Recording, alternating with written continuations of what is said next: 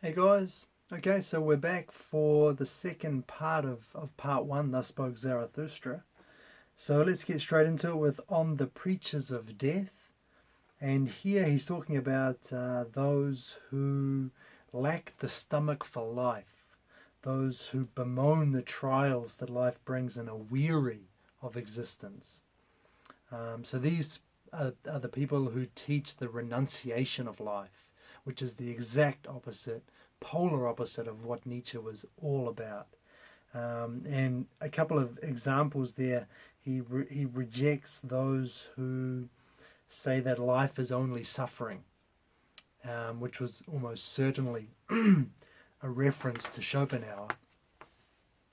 He goes on to say that those who think lust is a sin, so they beget no children, so they don't have kids. And that's probably a reference to Christian priests. And also others who welcome life taking from them what they have, so that life will bind me that much less. So kind of losing what they have, because then they're less tied to life, tied down to to life. Yeah, and that's possibly a reference to Stoicism, which had that kind of had that element to it, kind of giving up what you have. Stoicism, probably also the cynicism. There was probably more cynicism actually. And also those for whom life is furious work and unrest. And presumably he means here those struggling to live lives prescribed by society and its norms. So those are all different kinds of these preachers of death, what Nietzsche calls preachers of death. And at the end of the section, Zarathustra takes one last shot at religion by equating those who preach eternal life with those who preach death, because the two are the same for Nietzsche. The idea of eternal life and this rejection of mortal, human, earthly existence were the same for Nietzsche. So the next section on war and warriors, this is an interesting section, and it's one that if you want to portray Nietzsche as kind of a warmonger, as someone who revels in violence, then this is going to fill whatever quota you might have in terms of quotes. And I'll run through it, although I think that's a mistake. It's a mistake to think of Nietzsche as a warmonger or someone who delights in violence for violence's sake, if you like. But let's have a look at what he says. So he says in this part here, warriors and strength are good, basically, and soldiers, however, are bad. And the difference is the warriors fight for strength and nobility.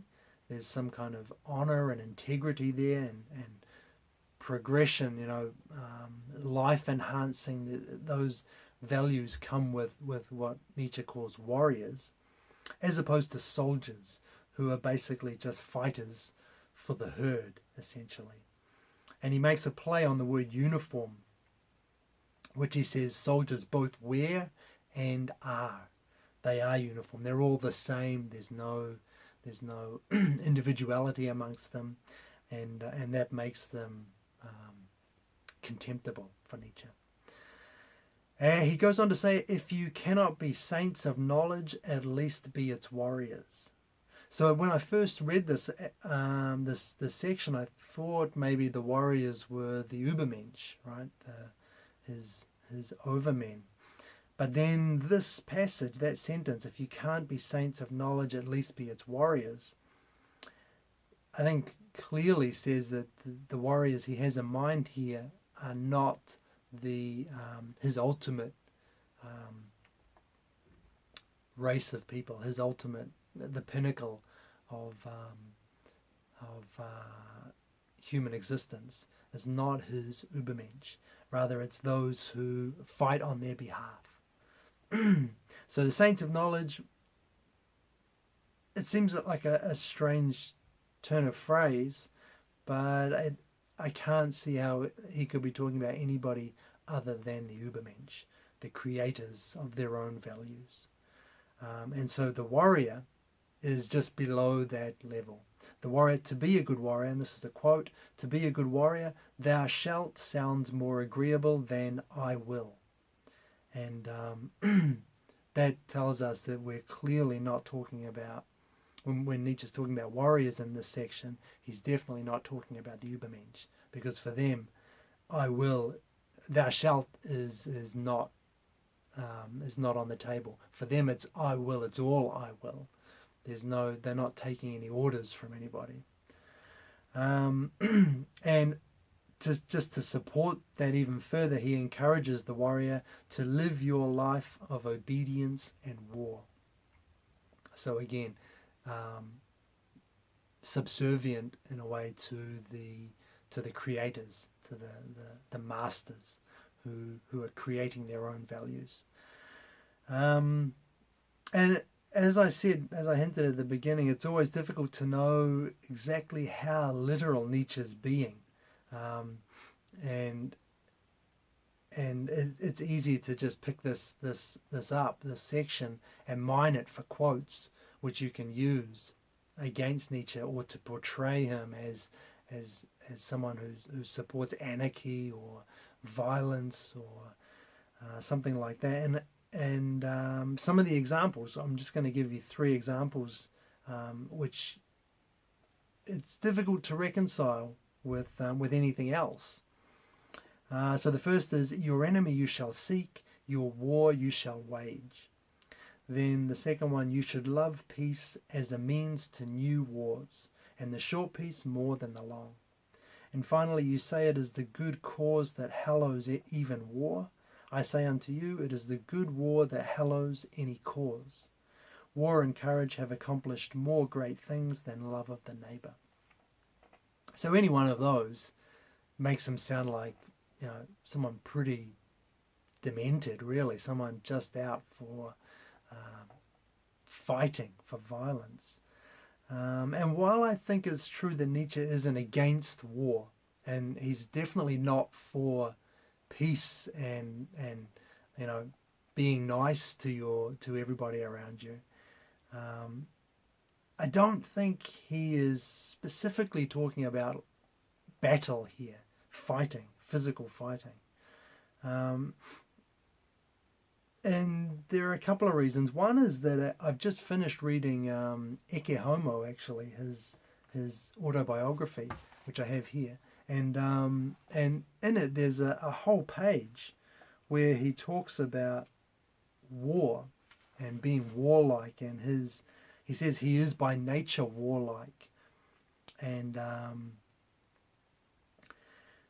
he talks about aggression and it requires his undertaking requires suppleness and mastery of weapons. And you have to bring that to the duel before you do battle. So these kind of things. But he's not talking about fighting. He makes it clear that he says, my practice in warfare can be reduced to 4 propositions. And first he says, I only attack causes that are victorious. So he only attacks opinions or values that have already achieved some kind of following within the community, or that have achieved some kind of success in that a number of people adhere to them or believe in them. So he only attacks those kind of things. Second, he only attacks causes against which he can find no allies. So he stands alone. He wants to stand alone without compromising anyone else.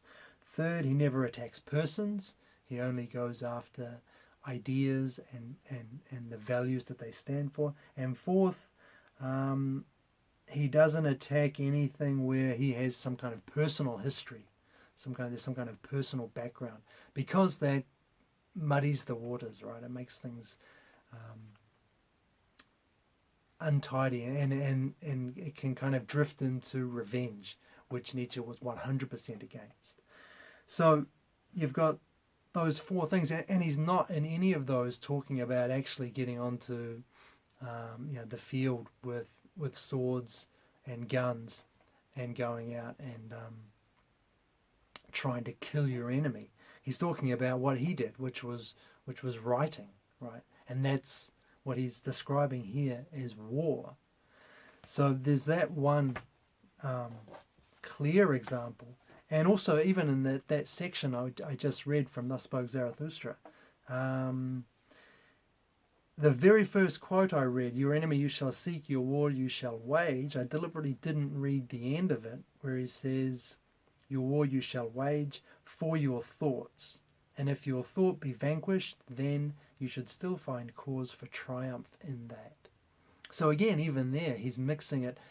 It's more likely that he's talking about a metaphor here. He's talking about standing up for the values that you believe in, the values that you support, you create, rather than taking just taking on board values that have already been set by other people. So I don't think this is an endorsement of violence. Again, I'm sure Nietzsche wasn't against violence. He wasn't for peace, but he was, even in a physical sense. But I think this section, it's not as bad as it might sound on a first reading, or especially if you hadn't read anything else of Nietzsche, and especially if someone has cherry-picked these quotes and thrown them up for you. It would be easy to end up misunderstanding, I think, what Nietzsche's getting at here. Okay, so the next section, on the new idol. This basically is just, the new idol is the state, and Nietzsche is against that because it robs people of their individuality, right? It sets the standards, it tells us what's right and wrong, and it tells us it is the people, right? The state is the people, and for Nietzsche that's just not on. I mean, the people we're individuals, and that's where he sees that's where existence is for Nietzsche. It's in the individual, the creator, not this kind of mass of people, the herd, the rabble. It's not in that. It's in this individual. And so the state is he sees as the imposition of values on people in the tongues of good and evil. So they tell us what's good, what's bad, what we can do, what we can't do, and they rob us of our power, what Nietzsche would say. And he says, the quote is from the section, "Only where the state ends, there begins the human being who is not superfluous, the human being who's not redundant, the human being who has some intrinsic value, some meaning, stands outside the state." The next section, on the flies of the marketplace. The marketplace is a metaphor, basically for any place where there are many people, i.e. flies. That's continuing the analogy. And he prefers the opposite, right? The power of solitude and silence, where individuals can create, as opposed to the hubbub of society, the rat race, with people all vying for fame and attention, everybody trying to get their own 2 cents in, but no one really having anything of value to contribute. He also talks about actors, the difference between actors and creators, which is kind of cool. So the actors are those who perform. They don't have any substance themselves. They get up and they're the ones who, in a way, take credit for the ideals, for the values that the real creators have set, have made. And it's the actors who lacking that ability, lacking that power of self-determination, they're the ones who just kind of parrot what is popular, and what is popular has come from the genuine creators, those who really have overcome themselves and determined their own values. Which, I mean, it's just like no substance, right? All exterior, all show, flashy, but no core.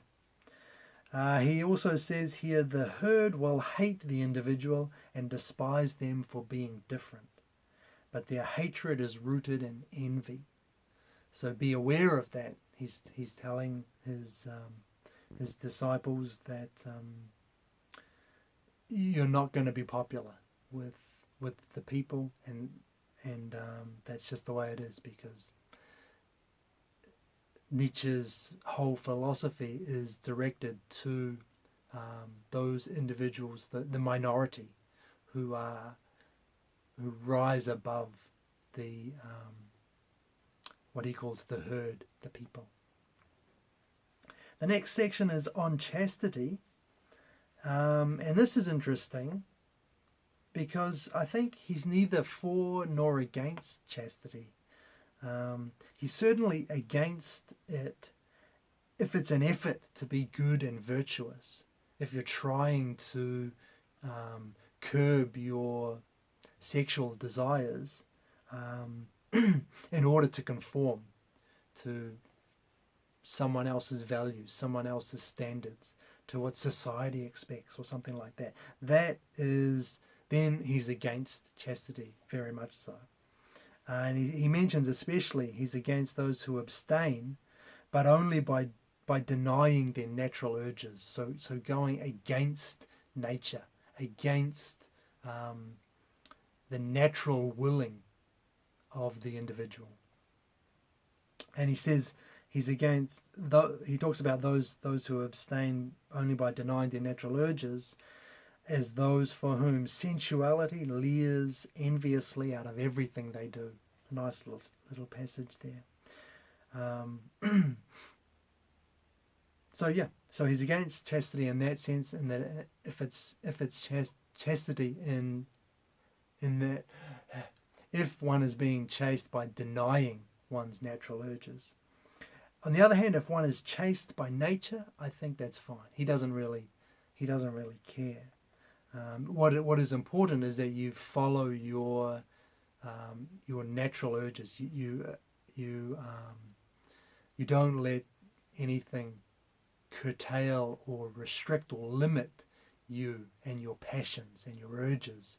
If you embody them and embrace them, then you're fine. And whether you're chaste or not is irrelevant. Depends on whether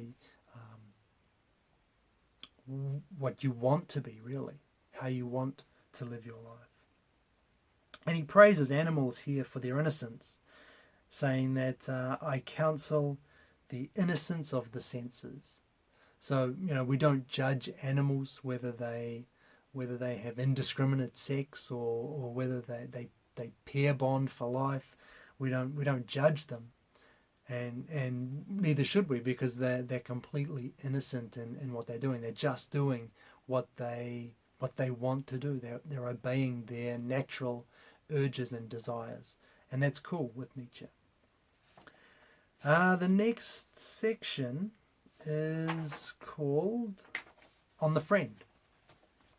And here he seems to talk about, he seems to value friendship, but only a kind of manly one, if I can put it that way.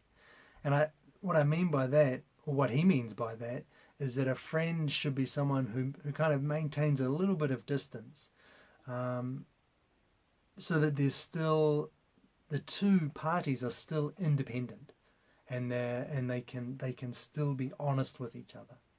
So he doesn't want friendships to be too kind of, for people to get too entangled with other people, so much so that they lose sight of who they are, or they try and be someone they're not in order to preserve or further or keep a friendship, and especially I think so that if the two people get too close, that they won't want to say anything to hurt the other, And that then has crossed the line for Nietzsche, where the friendship is no longer beneficial, it's no longer helpful, it's no longer positive, because there's no honesty anymore. It's and any time you kind of sugarcoat something like that, Nietzsche would say, I think, that the friendship is no longer working. So he values friendship in as much as it maintains some kind of a little bit of distance, but independence, I think, is the best word. Independence and honesty. He says slaves and tyrants can't be friends because friendship is a relationship between equals. And interesting here, he also says women then are not yet capable of friendship. And the reason he says that is because he sees women as typically one or the other, a slave or a tyrant, in a relationship, I think. So, yeah, he doesn't talk about relationships between women. It's all from the male perspective. So that's just what he says there. Yeah, like I've said earlier, he's not that gracious when it comes to women, or generous, or equitable. So yeah, let's just leave it there. On the 1001 goals is the next part. And this one, so here he's talking about morality, good and evil. And he says that they're relative to different groups of people, different tribes, if you like. He says much that was good to one people was scorn and infamy to another. So this is basically just moral relativism. And Nietzsche's fine with that. That's exactly what he's promoting here, right? That one create one's own values, and there's nothing wrong with that. So what is good then? What is good? How do we decide what good is? Well, good is whatever seems difficult and indispensable to a people, to a race, to a tribe, to a culture. Which makes sense, right? It's just whatever we value it because it's not easy to do. We value it because it's important, because we need it. It's indispensable. And he calls the tablet of the good that all tribes create the tablet of their overcomings, the voice of their will to power. And that's, again, that's the heart of Nietzsche's philosophy, right? That their will to power is that drive to create your own values, to discard the values that came before you, and just to create your own. And again, this doesn't mean you have to argue for them or provide justifications or reasons. He was against all of that. You should choose your values from your passions. It should be a natural thing. It shouldn't be something you shouldn't feel like you have to argue for them and convince others. You just have them, and that's enough. That justifies them in itself. That will to power. So a couple of important things to note here is that we make our own good and evil, obviously, so they don't come from any sacred or holy source. But that also means that there is no absolute values. No, there are no universal values, right? So all values that we have are contingent, and they're all relative. And that's just the way it is. And another consequence a consequence of creating your own values, creation, is that all creation must be preceded by an annihilation. So there must be destruction before you can have that creation. And that's just the way it is, right? You have to take down the values that existed before you in order to put your own values up in their stead. So this is something that's quite controversial, I guess, saying we have to destroy in order to create. But he's fine with it. He's fine with that destruction. He's fine with tearing down those values. He calls himself an iconoclast, and because you have to do that before you can create, which is that's the will to power. So what is he talking about? The 1,001 goals. Well, he says there have been 1,000 goals, by which he means moralities, because there have been 1,000 peoples. But there has never been a single overarching goal, a morality that, if you like, encompasses all moralities. Nietzsche didn't say that, but that's the gist, I think, of where he's going.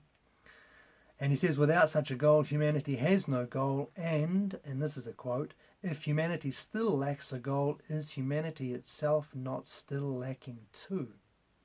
So you've got those 1,000 goals being the moralities that have come before, and the 1,001, the one is this kind of overarching goal for humanity. And I can't decide what it is. I'm not sure what he's getting at. It seems there are two possibilities to me. Either this overarching goal is just the will to power, that we strive to create our own values, and we embrace our passions and our desires, and we do that in a way that doesn't mean that doesn't entail limiting or restricting ourselves in order to appease other people. So just kind of raw creation, if you like. So either that, the will to power, or is humanity itself not still lacking too? This made me think maybe what he's getting at here, and what we lack, is the ubermensch.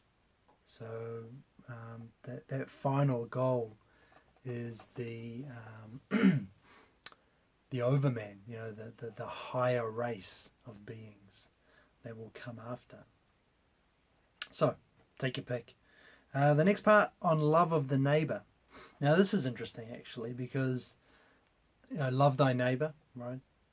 That's Jesus's motto.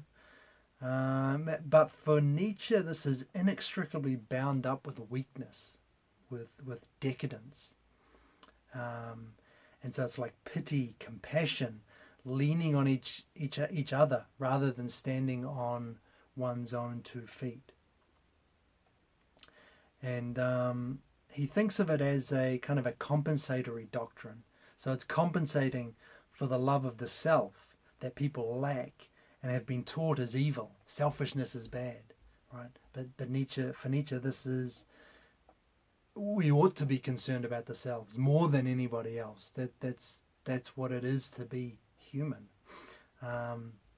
So they lack that self-love, and then they try to substitute it with love from others.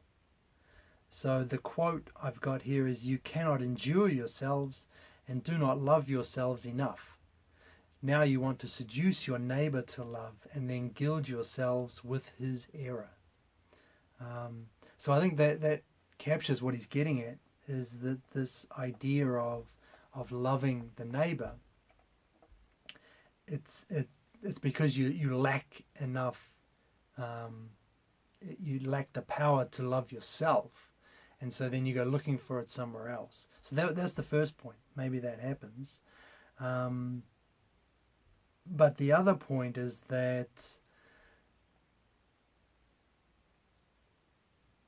I'm not sure if you can get it from there, but from the section itself. But I think in general terms, love thy neighbor, for Nietzsche, that's never going to work, because it's coming from a position of weakness, and it's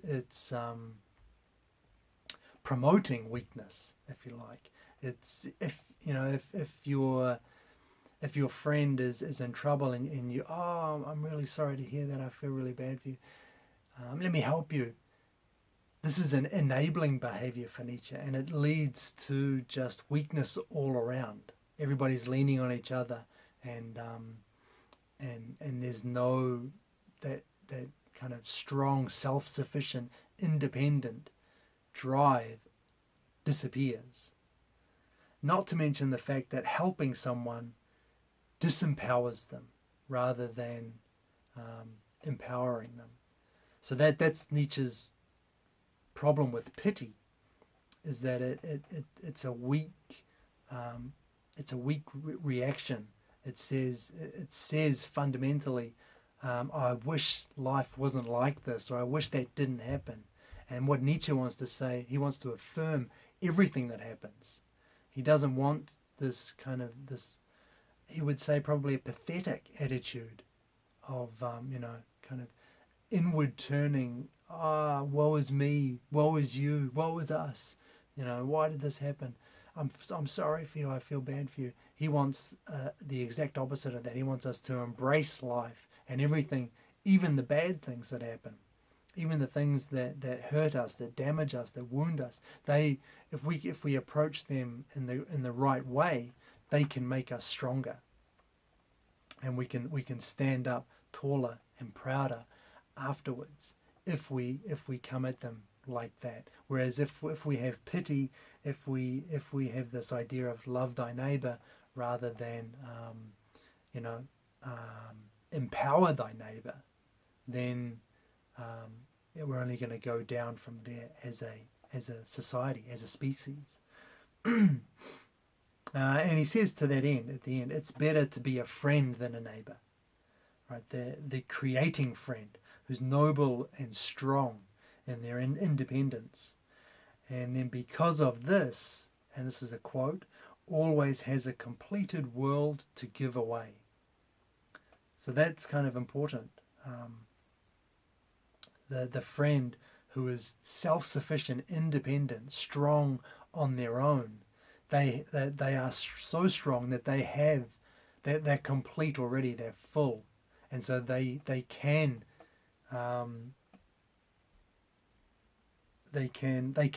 support or help, but not in a way that disempowers the other. Whereas if you just have all these people who are all leaning on each other, pitying each other, then that, for Nietzsche, is decadent. It's heading down, moving down, going down, rather than rising, climbing. So anyway, there's that. The next part was on the way of the Creator.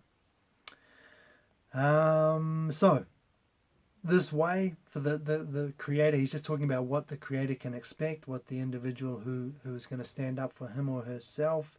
He says it's lonely and it requires strength to affirm your own values and break free from the herd. Escaping from is not as important as escaping to, right? And the quote there is, free from what? As if that mattered to Zarathustra. Free for what? So we should be, again, moving forward to something, not looking backwards, not running from something. Nietzsche's all about strength and progression and upwards, energy, vitality. That's what Nietzsche's about. He says again, others will despise you for rejecting their values. We've seen that before. And my quote here is, and beware of the good and just. They like to crucify those who invent their own virtue for themselves. They hate the lonely one. So hard to not read that as a commentary on Jesus, right, who was crucified. And although Nietzsche is very critical of religion and Christianity in particular, I think he actually respects Jesus because Jesus had the courage to promote his own values. He went against society, and he was a creator in Nietzsche's eyes.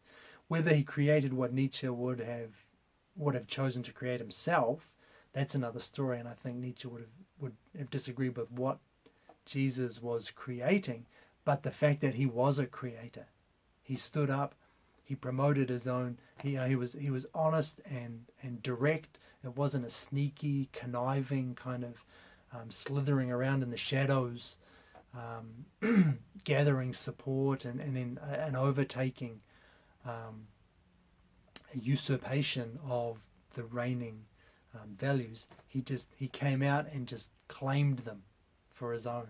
He didn't give any justifications. He didn't give any reasons. He just said, "This is my way, and it's my way or the highway." Right. So that's an interesting point. He's against Christianity, but I think there's a measure of respect there for Jesus as well. And he also talks again about destroying here.